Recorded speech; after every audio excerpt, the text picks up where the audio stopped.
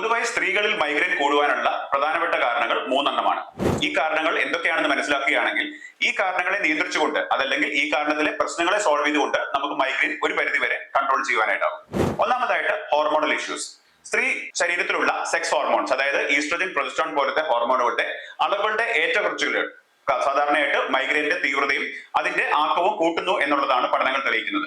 ഇത്തരത്തിൽ ഹോർമോണുകളുടെ അളവുകൾ പരിശോധിക്കുകയും അതോടൊപ്പം തന്നെ ഇത്തരത്തിൽ ഹോർമോണുകളുടെ ഏറ്റക്കുറച്ചിലുകൾ ഉണ്ടോ എന്ന് മനസ്സിലാക്കുകയും അതിന് ആവശ്യമായിട്ടുള്ള ചികിത്സകൾ എടുക്കുകയും ചെയ്തു കഴിഞ്ഞാൽ മൈഗ്രെയിന്റെ റിക്കറൻസ് കുറച്ചു കൊണ്ടുവരാനായിട്ട് സാധിക്കും. രണ്ടാമതായിട്ട് മെൻസ്ട്രൽ കോസസ്. ഒരു സ്ത്രീയെ സംബന്ധിച്ചിടത്തോളം മാസമുറയുള്ള കാലഘട്ടത്തിലാണ് പ്രത്യേകിച്ചും മൈഗ്രെയിൻ തലവേദനകൾ കൂടി വരുന്നതായിട്ട് കാണുന്നത്. അതായത് മെനാർക്കെ തൊട്ട് മെനപ്പോസ് വരെയുള്ള സമയത്ത്, ആർത്തവ തുടങ്ങുന്ന സമയം തൊട്ട് ആർത്തവ വിരാമ കാലം വരെ എന്ന് നമുക്ക് ചുരുക്കി പറയാം.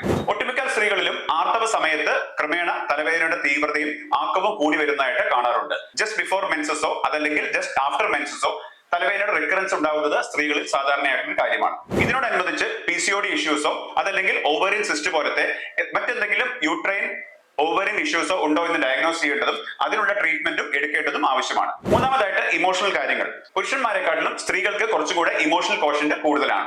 ഇത്തരത്തിലുള്ള ഇമോഷണൽ വൾണറബിലിറ്റിയും അവരുടെ മൈഗ്രെയിൻ ഹെഡേക്സ് റിക്കർ ചെയ്യുന്നതിന് സാധാരണ കാരണമാകാറുണ്ട്.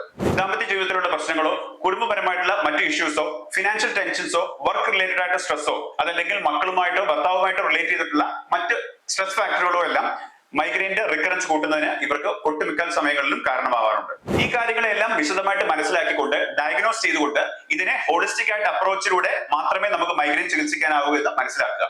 കേവലം ചില മരുന്നുകൾ ദിവസേന കഴിച്ചുകൊണ്ടിരുന്നത് കൊണ്ട് മാത്രം നിങ്ങളുടെ തലവേദന പൂർണ്ണമായിട്ട് മാറ്റിയെടുക്കാനായിട്ട് സാധിക്കില്ല.